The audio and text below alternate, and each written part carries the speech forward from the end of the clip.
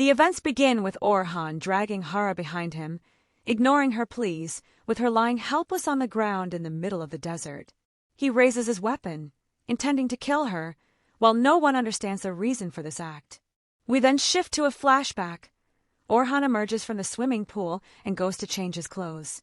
We learn that he is someone who firmly believes that people are either commanders or followers, thus, there will always be oppressors and the oppressed. He then goes downstairs to his mother, who tells him that his sister Nian, as usual, refuses to return from Africa. Nian wants to stay there to help civilians injured by the war, but Orhan insists that he will immediately go and bring her back himself, declaring that she no longer has the freedom to choose. Indeed, Orhan sets off in his car with his bodyguard, as air travel is prohibited at that time due to the war. Along the way, they find an abandoned car in the desert. Upon investigating, they discover a man critically injured. Orhan orders his bodyguard to take the man to the nearest hospital while he continues on his way alone. While driving, he notices a girl trying to escape through the desert. Suddenly, she collapses from exhaustion. Orhan decides to help her regain consciousness and learns that her name is Hara and that she is of Turkish origin. He is astonished that she managed to reach such a remote place. Before she can explain, a gang arrives, intending to reclaim Hara, who is terrified and refuses to return with them. Orhan then decides to buy her from them upon learning that she is a slave. After dismissing the gang, he frees her and prepares to continue his journey, but Hara insists on following him despite his orders to stay away. He stops to ask her what she wants. To his surprise, she reveals that she knows he is going to find Nian and even tells him the correct route to take. He cannot understand how she knows he is Nian's brother.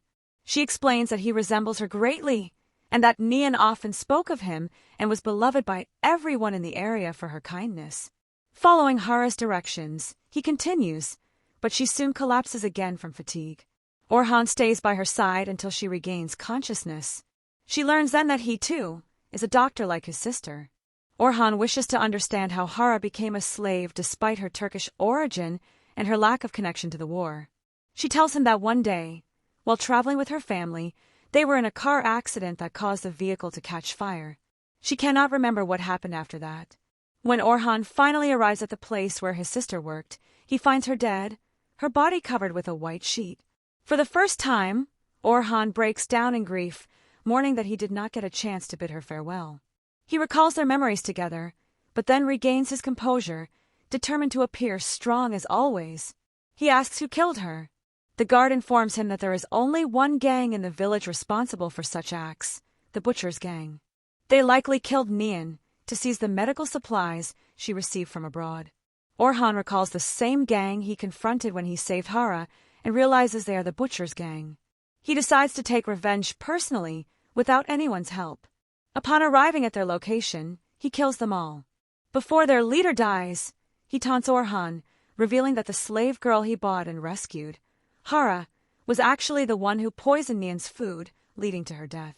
Orhan then returns to the place where his sister's body lies and finds Hara tied up, after confirming with the nurse that Hara indeed gave Nian the poison sweets.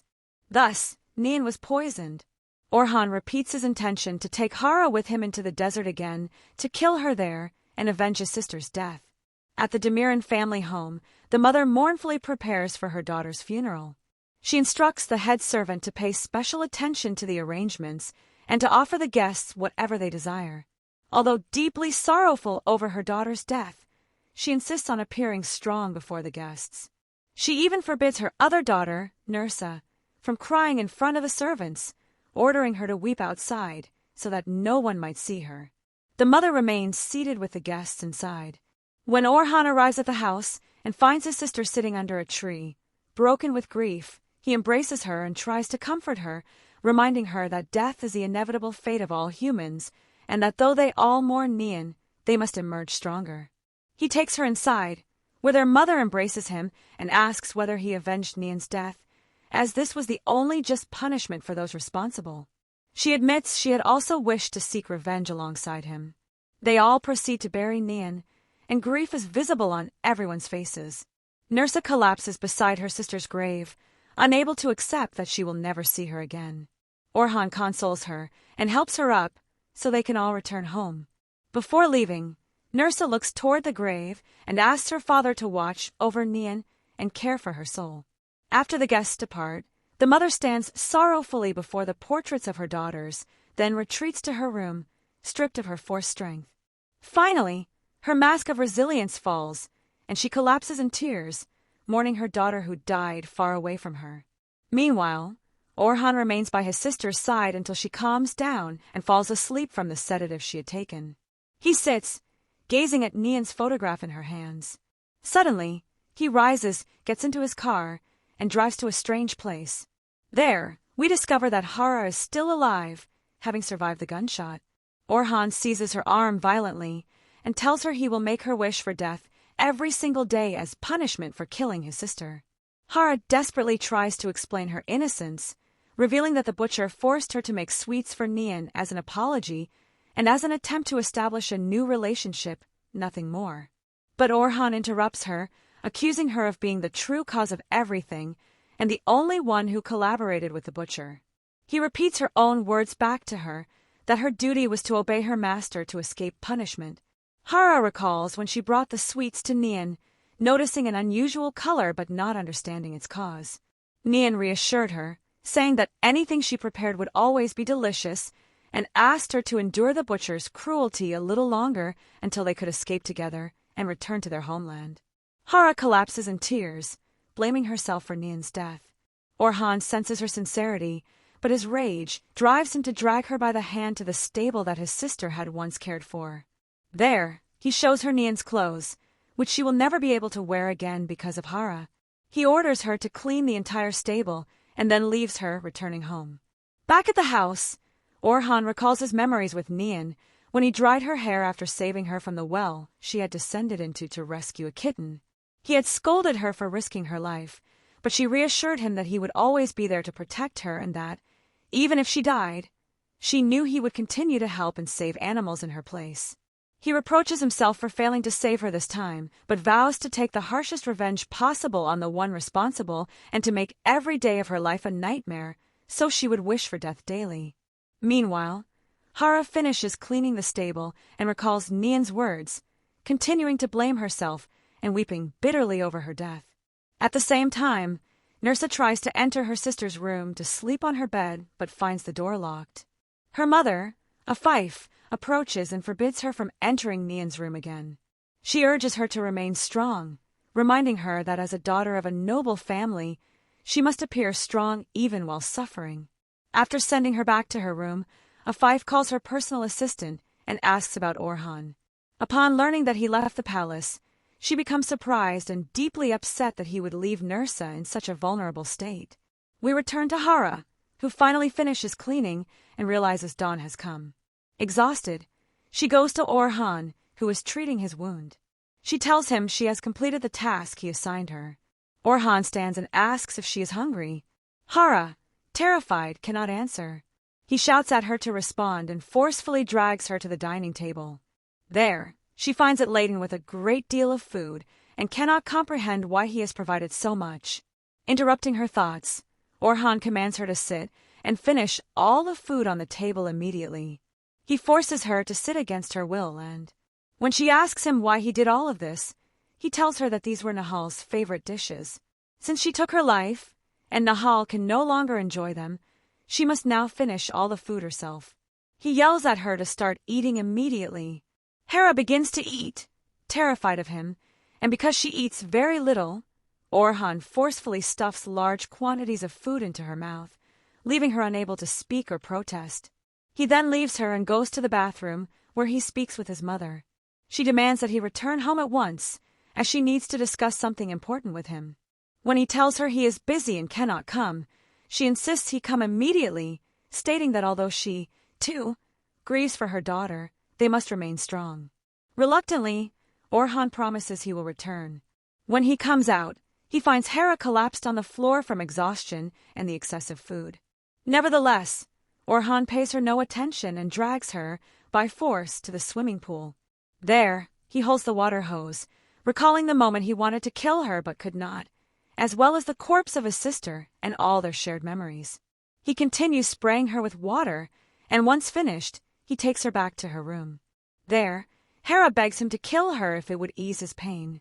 Orhan responds that he would never grant her such relief. Instead, he will make her wish for death every day and will never give her peace. He then leaves her alone to return to the mansion. At that time, Orhan's aunt is sitting with his mother, trying to console her. Meanwhile, Asli, her daughter, is worried about Orhan and attempts to contact him after learning from his mother that he had been out all night. Her anxiety deepens, and she sends him a message, urging him to call her back. Meanwhile, Hera, left alone, is unable to bear the sound of dripping water on the floor. Orhan returns home and is greeted by his mother outside. She tells him she knows he blames himself now but urges him not to. She says that avenging his sister is enough, and if she had been able to take revenge herself, she would have felt some relief. Orhan cannot bring himself to tell her that the person responsible for his sister's death is still alive, which deepens his guilt even more. Back with Hera, she imagines seeing Nihal's ghost, who blames her for her death. Hera cries and begs for forgiveness, only to awaken and realize it was all a nightmare. She wakes up terrified, feeling as if Nihal is still present. Orhan enters his room to prepare himself, but finds Asli, his cousin, there worried about him. It becomes evident she loves him deeply. Orhan gently tells her that although she is dear to him, there can be nothing between them. Just as she is about to confess her feelings, they are interrupted by Fadat, her brother, who arrives. Orhan goes to greet him, as he is also his assistant at the company.